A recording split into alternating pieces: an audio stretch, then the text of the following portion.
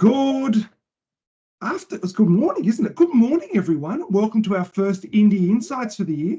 I was just saying, I can't believe that it is April already. So we're going to kind of kick things off and run through what we're going to talk about today. Firstly, we're going to have a bit of a snapshot of what's been going on, a couple of indie wins. We're going to interview one of the greats of the indie landscape, a man who's generally referred to as Mr. Nice Guy, Mr. Steve Fagan, and then we're going to talk about what's coming up in the not too distant future.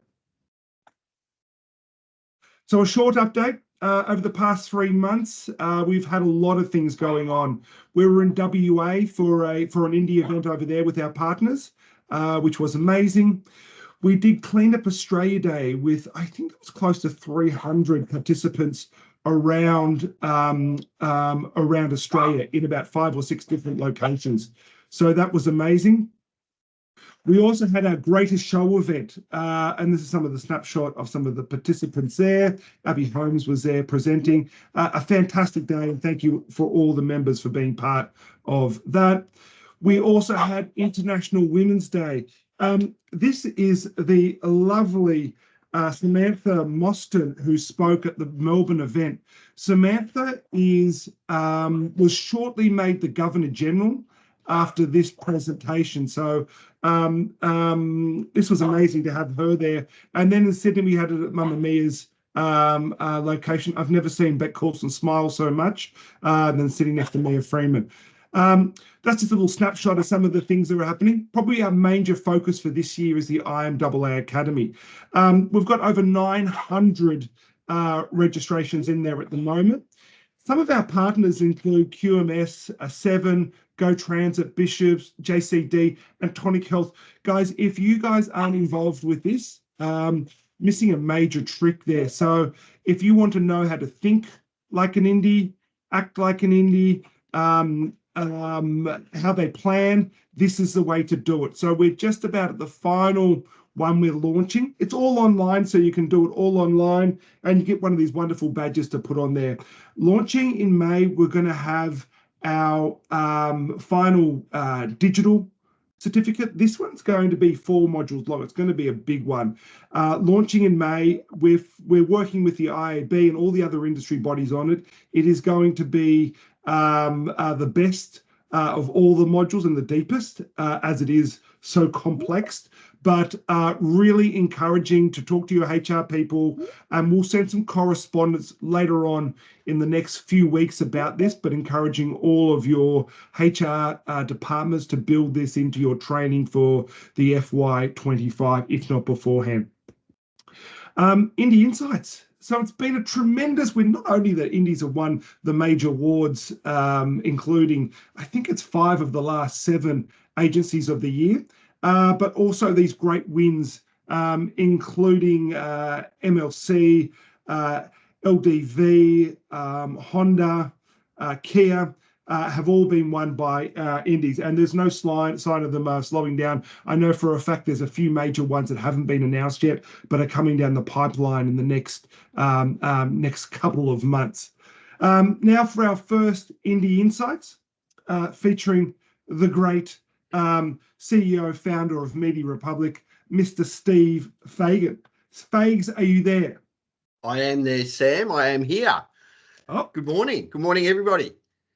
Good morning, Fags. Thank you for giving up your time.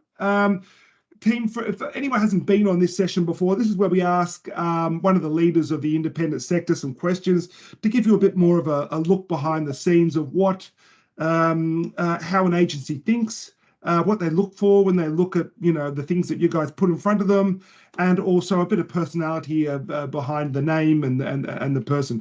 Fags' career has has been stuff that legends are made of, starting out, and Fags, correct me if I'm wrong, starting out at Mitchell's. No. Actually, no. Tell us about your journey to your role. Okay, then. I actually started out at DDP Needham, which was a full service agency before media and creative agencies split apart. So started there after following up doing some work experience when I was at high school. Spent about 5 years there, and then working on some fabulous brands, but including Cadbury Schweppes, Heinz, Blockbuster, Victorian government or Victorian Liberal Party, and a host of other clients, Ford and the like. I skipped across to News Limited into a sales role, took the plunge, took a higher pay packet, which was great, but really only lasted 12 months. I thoroughly enjoyed it, but missed buying television and radio and outdoor, and is certainly before internet, but missed working with all of the media and just working on newspapers alone. So Harold was looking for staff. He was just on that growth phase. I think I was staff member 13 in 1992 when I joined Mitchell's, and I was there for 18 years. So I was there through all the growth. And back then he was Australia's largest independent media agency, and that was our our premise to all of the clients that we worked on. So we're staunchly independent, Australian owned, and all of the things I guess we are, today, and that we sort of proudly, stand tall. So that was a really good grounding for I guess where I am today. And in 2012, after Harold sold the business to Dentsu, I was made redundant, and I was probably the first redundancy of what is now over 100, which back in 2012 at 40 years of age, that was a big kick in the guts, and you sort of didn't really know what to do then. But there was one or two other mates of mine who'd set up independent agencies, and with their encouragement, I set up Media Republic in 2012, and it's been a hell of a ride. In the last 12 years, there's been highs and lows, and we're a dozen staff strong, and plenty of clients, and having a lot of fun along the way. So that's the background to where we are today. Can we dive a little bit more into Media Republic and talk a little bit about the agency? Yep. I know that I was looking at oddly enough some data last night, and the agency's probably grown significantly, particularly in the last 3 years. Yep. You've moved offices. Tell us about the agency, what the vibe is, clients, Yep. key stuff. I'd call ourselves a mid-sized indie agency, with a dozen staff and a couple more to join us in the next couple of months. We're a very stable agency. We're full service, so with I guess my DNA being traditional media, that's how we started out. But I was looking at some numbers early this month, and we're probably 50-50 when it comes to traditional media spend versus digital these days. So we have a very strong search capability, as well as in-house programmatic trading with a couple of DSPs, in our portfolio. So we're very strong, all rounder. We invested in a chief strategy officer last year. That's certainly been a game changer for us in our ability to talk to probably some of the larger clients, and offer some really strong or sound strategic thinking around their businesses. So a lot of our clients we've had since inception, so that talks to our stability in nature. We have very low staff turnover, which is fantastic. Of the dozen of us, it's probably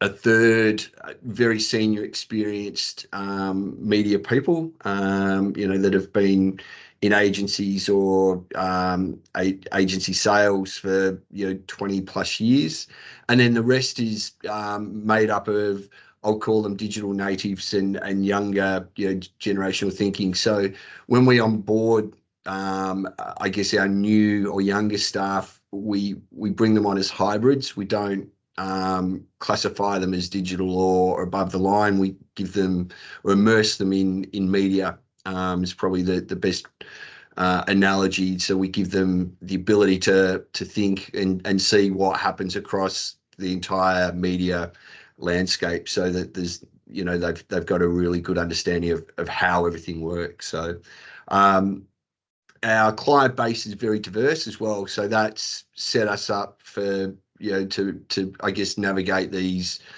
uncertain economic times as well. We sort of came out of the pandemic like most indie agencies having copped a belting, but we've been able to grow quite rapidly, and we've got clients across aged care, travel and tourism, banking, finance tech, and insurance, and a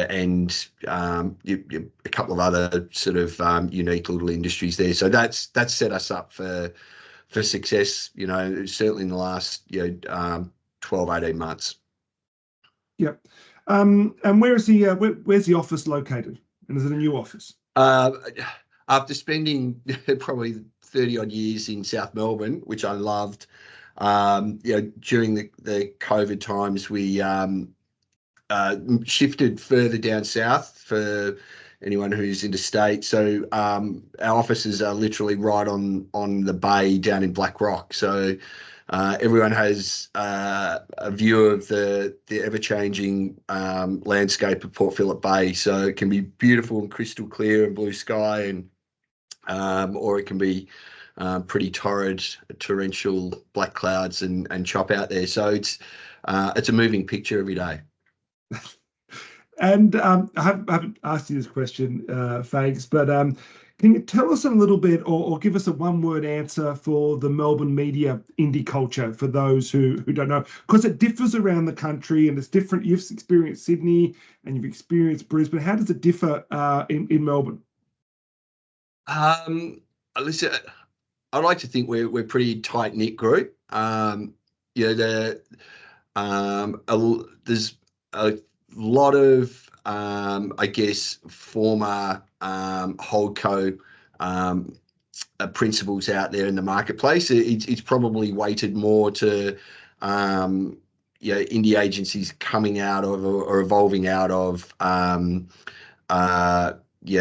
holding companies or Mitchell's. There's at least half a dozen of us who worked or worked for Harold, just off the top of my head, that have now got independent agencies. So that probably outweighs I guess the agencies that evolved out of direct sales. So there's still quite a few of those former Channel 9, 3AW and News Limited direct reps that have set up really good agencies at the same time. So but when we all get together, it's great. It's a tight-knit community. Yeah, I agree with that. Okay, changing gears a little bit, Fags. Tell us something about yourself that that the audience wouldn't know about. You've asked me this about 5 times, so I can give you one of 5 answers. Which one do you want? You pick. Listen, Sam alluded to this, I guess, as people were coming on board. I swim every morning out in the bay, an open water swimmer, and during COVID, one foggy morning, there was a group of us out there swimming, and I took a left turn, and instead of heading to shore, ended up swimming out into the middle of the bay, which was, going by my Garmin watch, it was at least 900 meters into the middle of the bay, and I was ever so lucky that there was a a boat out there fishing, and after copping a tirade of abuse from them for disrupting their fishing expedition, they kindly towed me back into closer to shore, where I was able to find my way back to the beach. But it was very dark and not much visibility there, so I was very lucky to escape hypothermia and not become a statistic. So I'm sharing it with you. My mother doesn't know, and nor does my wife. So I didn't know that before as well. Don't share with Mrs. Fagan. Yeah. Are you president of the swim club as well? I am. The honour was bestowed upon me 2 years ago when the inaugural president, Barty, abdicated the throne after 38 years as president. So I didn't have to wait for him to die. He was quite happy to hand the mantle over. So there's probably about 70 of us in our pod, and the age group ranges from teenagers through to Annette. I think she's 84 and on the beach every morning swimming. So it's rain, hail or shine. There's always a group, not often that big, but it's a good fun way to start the morning. Yeah. Okay, so looking at the economic conditions, there's a bunch of our partners probably looking at their forecasts for the run home for the year. Yeah. How do you see the market looking for the next, 9 months? I think all of us would love to have that crystal ball.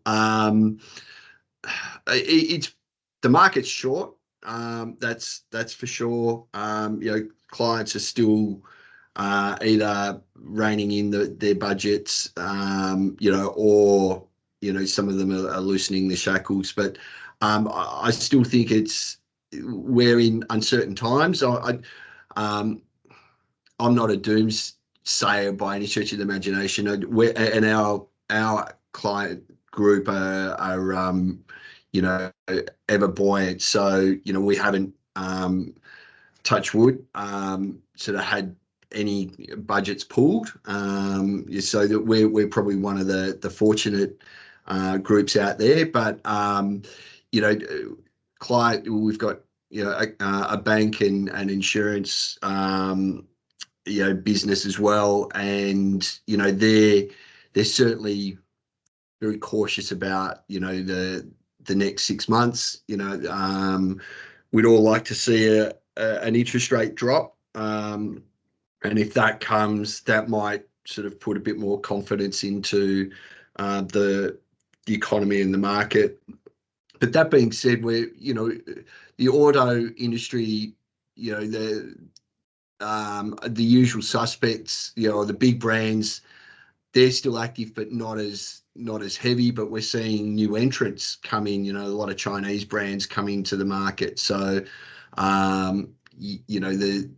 where some of the traditional names are slowing down, I'm observing newcomers come in and disrupting the market. So I think we've all just got to be ready to adapt to that and jump on those as they sort of come about. I think I heard a statistic about the auto market, how I think 15, 20 years ago, there was 8 players, and now there's something like 38 different players in Australia. It's never been more fragmented from the auto category. Also, sorry, Sam, I was going to say, I think a good barometer these days is, the streaming video services. If we're seeing churn or gaming of those, that households probably used to have 2 or 3 on tap. Now they're probably trimming down to 1, but they're sort of chopping and changing, every month to fall in line with, different programming trends. So, that's also, a barometer, I guess, for our industry at the same time, from a economic perspective, not a media perspective. Yeah, certainly. Okay, how can media owners best engage with indie agencies, do you think? Do you think it's updates? Do you think it's lunch and learns? Do you think it's an email? So we're all about lunch and learns in our business. We have 1 to 2 lunch and learns a week, and our staff are absolutely sort of thriving on them. So we've had quite a number come in.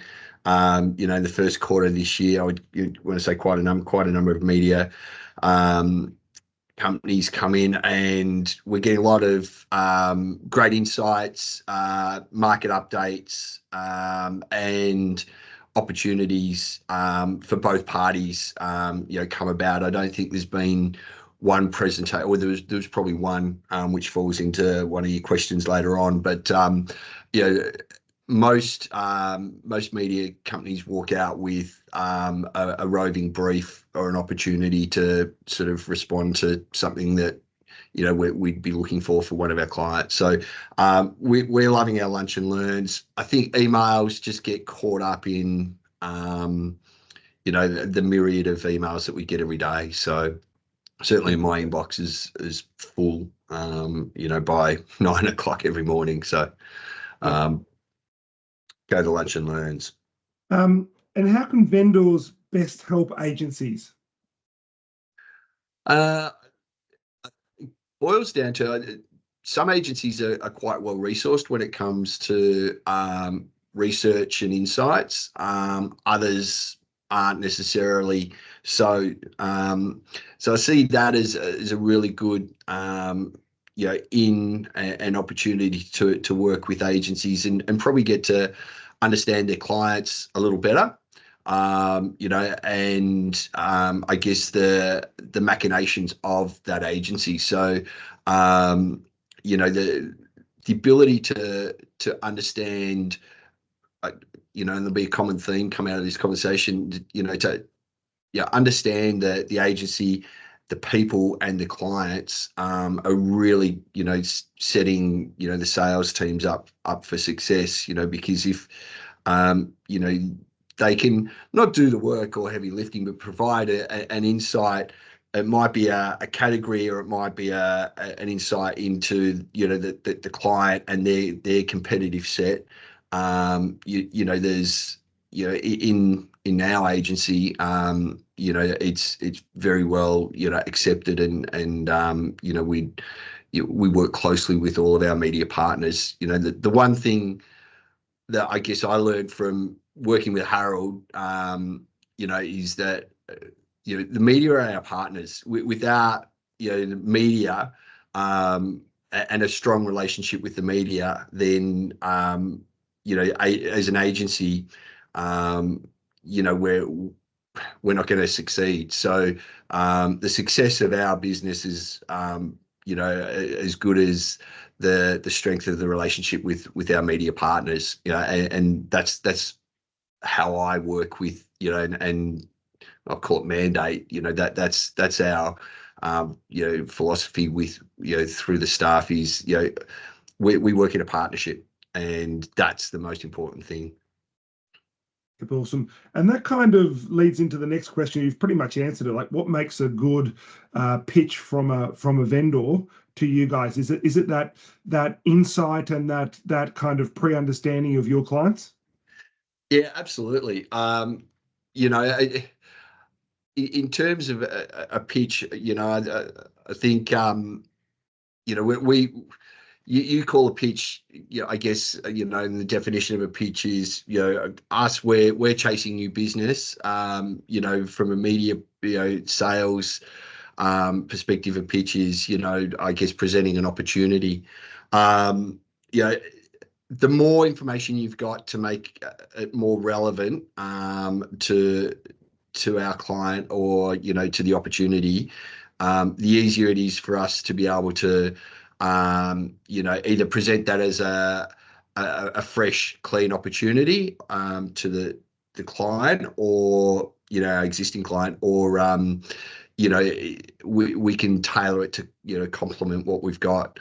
Again, the better our briefs to the media, the better the response.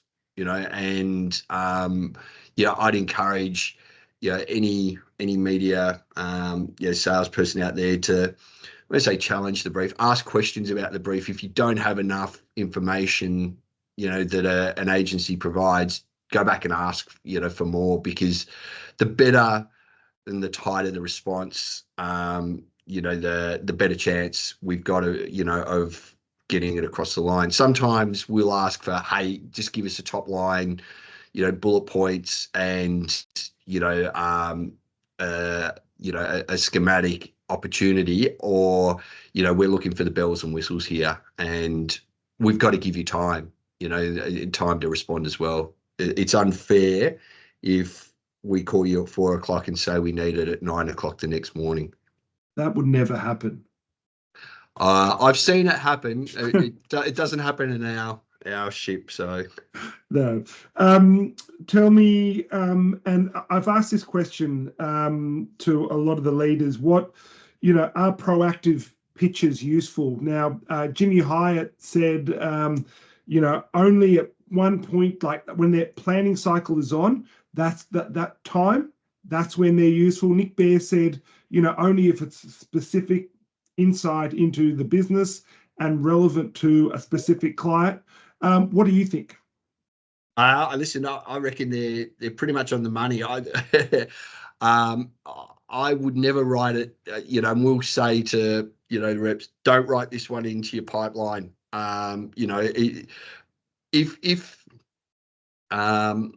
If the opportunity presents itself, we'll always present it to the client.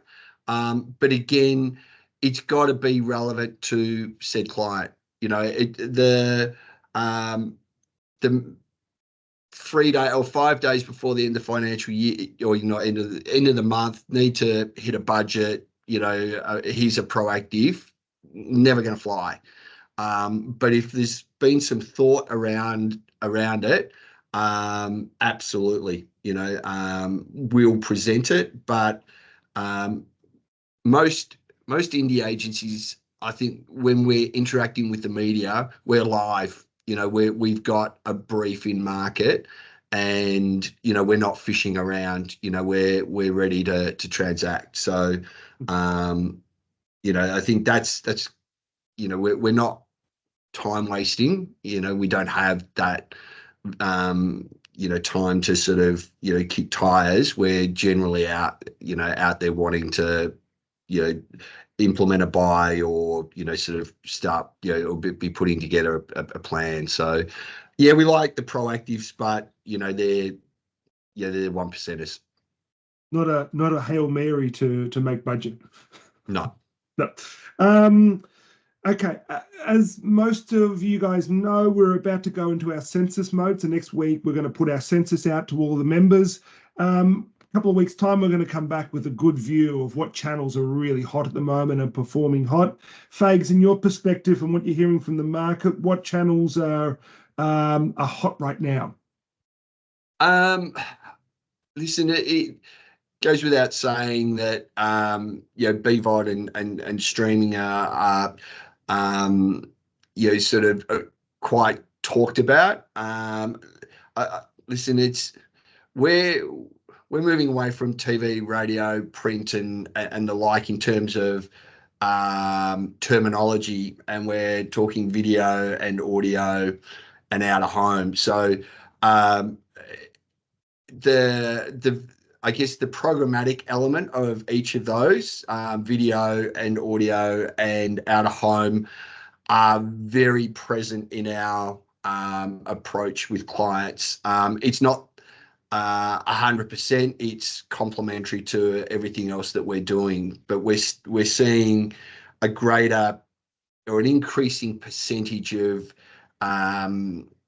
budget going towards those channels. So it's not replacing our TV buying per se. It's complementing similarly with radio, buys that we've got in market for clients. We're sort of incorporating streaming audio at the same time, and then programmatic out of home. is complementing what we're doing. It's not replacing. So they're probably anything that's programmatic is hot right now, that we're seeing. So yeah, that's where we're sort of fishing, right? When I say fishing, we're spending a lot of time working with media. So you were speaking before about how you look at the landscape these days in the modern way that agencies do, which is audio, video, outdoor. Yeah. Do you structure your teams that way, or do they plan that way? No, the teams aren't structured that way. We're again quite flat layered in that regard. From a channel planning perspective, it will be again the channels that are appropriate for the solving the client's needs. So we'll sit down with the with Kelly, the strategist, and Dan, our head of product, and the teams will sort of flesh out the appropriate channel plans from there. Interesting. Okay, what does the future of media and advertising look like in your eyes? Big question. Listen, if you believe everyone, we're going to be replaced by AI in the next 5 years. I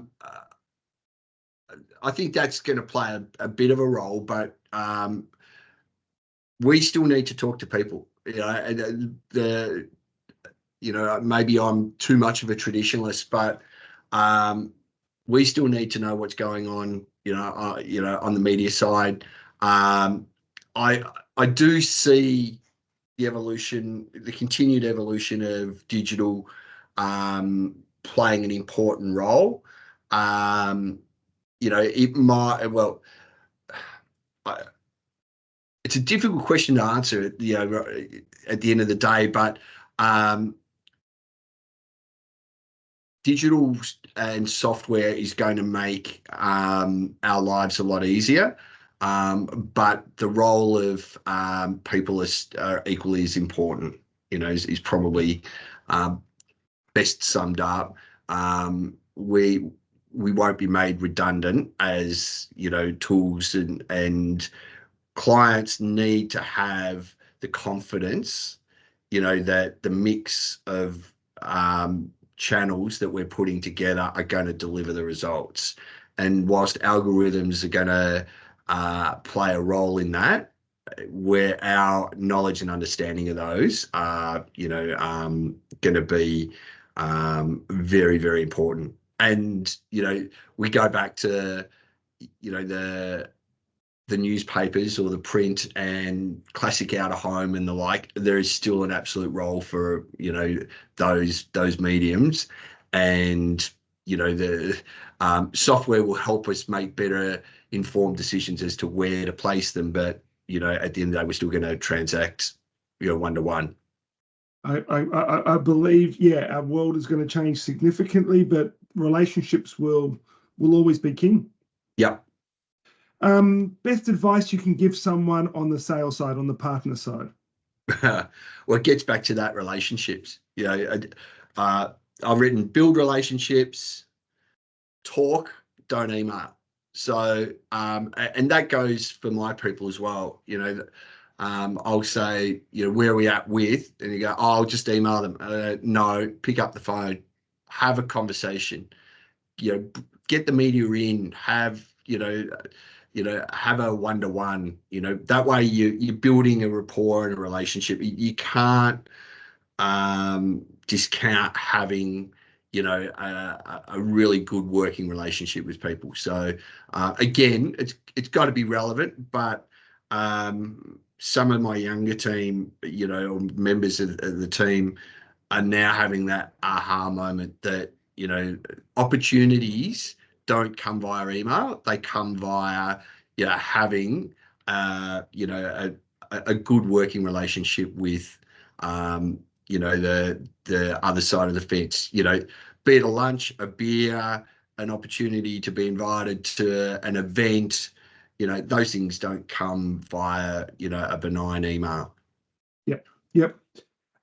Career tips for the people on the call today?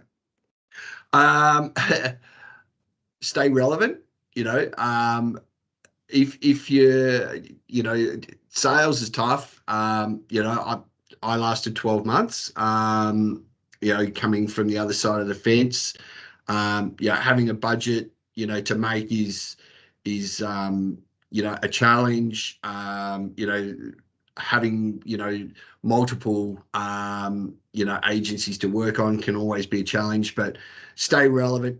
I can't emphasize enough, understand the role of the channel that you're working on, but also that of the others, in the market. So, if you're in radio, I know that you're 100%, focused on getting the sale of the radio, but when you're talking to agencies, the clients that we're working on, are looking at a multifaceted, sort of channel response. So your medium is but one. So if you know how yours complements the rest of it, and again, that might come back to the brief that you receive. Ask those questions. What's our role? So that's that, and probably have a plan B. You never know what's going to happen out there these days. So, I also think, that I see some familiar faces out there, and names on this call. There's quite a few that have been around a very long time, and that's awesome. So, but it's always good to have a plan B. I talk to a lot of mates and salespeople, and we go, "What's your plan B these days?" So, thanks. What's your plan B? Well, I don't know. I'm busy working this business for the next little while. I don't think my kids are interested in joining the business, so I think I've got to work for a little bit longer. We're stuck with you. Yeah. Okay, we're just kind of running home to the final questions. Best and worst, sales pitch you've seen from a vendor. The worst, I'll give you the worst first, was more recently. A vendor came in, and we for lunch and learn, and sort of generally shit sandwiches. So they got off to a bad start there, and everyone was turning up their nose. And then they asked a lot about, tell us about Media Republic and your clients, as opposed to presenting anything relevant. So that didn't go down too well. And listen, the best pitch from a vendor, I'm going to be very generalistic, is one that answers our brief. And we get a lot of really good presentations, and the best ones are the ones that we know that at the end of the meeting we can take the work and massage it into our recommendation. So we don't slot it straight in. We generally tailor it accordingly, but the best pitches are the ones where we go, that's awesome, you've nailed the response and you've made our lives a lot easier. Fantastic. Now, rapid fire questions, just one word answers, and this should take but a second. Are you a barbecue or fine dining person? Barbecue. Barbecue. Favorite season of the year? I'll say spring. Spring. Sweet food or savory food? Savory. Spirit animal? Sorry? Spirit animal. Oh, shit. Labrador. What is your go-to move, dance move, when no one's looking? To the bar. If your life was a sitcom, what would it be? Oh. Bewitched. Bewitched. And final question. Would you recommend the IMAA Academy to help our partners with their education? Definitely. The media partners that are on board, the feedback that I'm getting is that they see great benefit. If it's an out-of-home company, they're using it not for out of home, but it's for the education of the other channels and the understanding of those. So, you know, any of those sales directors out there, as Sam said at the beginning of the call, jump on board. I think it's great value. Fantastic. Fags, thank you very much for joining us. We're going to kick on with a couple of more slides, but thank you very much for your time. I know how busy you are at the moment. Thank you, and thanks for your time. So what's in store for the rest of the next couple of months? We've got a couple of things. So firstly, we're going to be having an event kicking off in Sydney on Tuesday, the 21st of May. There is going to be sponsorship opportunities if you guys are interested for Gold, Gold, which is the naming rights, a networking, so drinks package sponsorship, and also a gaming cup. So it's going to be held at Fortress in Sydney on the 21st. This is going to be held in line with the launch of our digital academy. It's called DigiBytes, and we'll send more information around today. So we're launching the final and biggest component of the academy there. And we're also going to have about 2 hours of content and some networking afterwards. And finally, an e-gaming competition for all of our partners and members to join into that at Fortress in Sydney. Based on the success of it, might be rolled around the country as well. But we're very, very excited about that. The next thing we have going on is Cans in Cans. So for those going to Cans in Cans, this is becoming absolutely massive. I think we've got 75 agency leaders at this point, and it's growing on a daily basis. So we're going to be holding the first event. It's a cocktail event held at the hotel at 3 o'clock on the opening Monday. So if you're planning those flights, make sure you can attend that. It's a tropical dress code, so pick out the Hawaiian shirt. Fags, I might have to borrow one off you, but we're very much looking forward to this event. It's going to be massive, and it's a great way for you to build connections with the agencies as we start the the first Monday of the event off. And then finally, we're going to have a couple of big things. So we've got our Indie census results coming out in June, so watch out for that. So we'll be sending out the results to the census in June. On the 4th of July, we are aiming for the golf day. We've got a more of a formal update in the next couple of days of how it's going to work. This is a work in progress, but this is the 4th of July. And what's 4th of July, guys? Independence Day. So ironic. So watch out for that. In July, we're going to be in Brisbane for Christmas in July for a principal and partner night. Second half of the year, we've got Pitchcella. So watch out for that. Just a reminder, have the IMAA in your office for a day. We love getting out and hanging out with you guys. We can help with your strategies. We can help with giving you insights into the indies. We can help with the marketplace. We can help with navigating the landscape. We're here to support you guys. If you guys need to pre-record a webinar, you need to get information out there fast, we can pre-record a webinar, which we will host and send out to the members as well. So that's just communicating that information. And the third thing is watch the partner LinkedIn group. Watch that. So make sure you're on that for all the updates. I think there was a great update that someone wanted to fill in the Insights and Innovation webinar for that. And finally, thank you guys for your support and being part of the program. We can't do what we do without you guys. So thank you very much for tuning in today, for being part of it. Fags, thank you again for being interviewed and allowing us to talk to you and sharing your insights, and get on board the Academy. Thanks, guys. Have a great week. See you. Thank you. Thank you. Thank you, guys.